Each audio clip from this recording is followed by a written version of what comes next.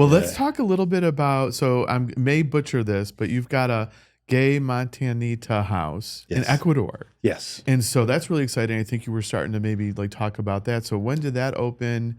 We had, there were a couple of starts to that. Back in 2007 was my first trip down to Ecuador. And I had visited a couple of different places. I knew I wanted gay-friendly, affordable, beachfront, and no hurricanes. Oh, I'm a native Floridian, and I'm Important, just yeah. kind of done with hurricanes. Right. me too. And I have friends that have, invested in the Caribbean and, lost everything. And I was like, I don't want to do that. Yeah. So I'd gone down to Costa Rica. It was already kind of expensive on the coast. Panama, not so gay friendly. Colombia, beautiful. But again, the coast was kind of expensive. Ecuador kept popping up in my Google searches. And so I went down with a friend. He said, you should go to Montañita. I'm like, okay, never heard of it. And I went there, and my first day there, I was like, oh, this is what I'm looking for. This was beachfront, laid back, very bohemian. It was probably more bohemian than I had thought I would end up. Oh, interesting. Okay. But I love it. Yeah. And it's just that laid back, everybody's not in a hurry. And it's an adjustment, especially for gringos, to say, just chill out, what will happen, Right. and just enjoy life. And you had explained to me what to expect when you visit, and I really liked hearing that. So maybe just explain to folks, like if they do go visit, what do they experience maybe on a weekend versus during the week? And Yeah, Montañita started as a surfing town and backpackers. So it has a real international clientele, which was part of the attraction to me. I went to all the other little beach villages, and they were all cute and charming, but kind of boring. A lot of nightclubs in Montañita, big nightclubs. It's a town of 2,500 people that on the weekend doubles in size, on a holiday weekend triple or quadruple in size. And these nightclubs are just huge. So when you go down, it's kind of nice. I always tell people to try to spend a week, because enjoy the nightlife and the fun. Spend some time during the week when it's not as busy, and you can enjoy some of the nature. There's many rainforests, there's whale watching, there's fishing, all kinds of things you can get involved in down there, just if you love nature. Everything is extremely affordable. The food is amazingly fresh.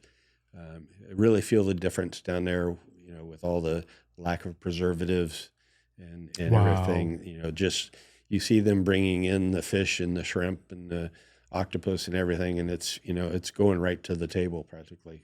wow, I absolutely love dozens hearing of that. Yeah, Because I it's great. think our food supply in the U.S. is just poison at Oh, this point. absolutely. And it's funny. I look at the labels of food and everything down there, but even the processed foods down there don't have all the chemicals. Yeah. Even the Coca-Cola down there has less sugar in it than the U.S. Coca-Cola. And it took a long time to get Diet Coke down there, so that's what I drink. But now it's becoming more and more popular. But really, the food is just amazing, and because of the international clientele in Montañita, there's a nicer variety of restaurants. There's a couple of villages like right next to us that between the three of them, you've really got some great variety. Italian, Greek, Peruvian, all kinds of fun. And from an accessibility and cost perspective, what could folks anticipate to? A week at our resort down there costs about $350. Wow. Not a night. Okay, That's per amazing. week. Wow. We take usually a taxi or a private van from the airport. It's a 2.5-hour drive. It comes out to about $30 to $40 a person, depending how many people. Wow. That's We don't amazing. rent cars. We walk everywhere. Mm. I have rented a car before, and it sat the whole time. Mm. And they charge a lot for insurance on cars down there. And once you drive there, you will understand why they're a little crazy.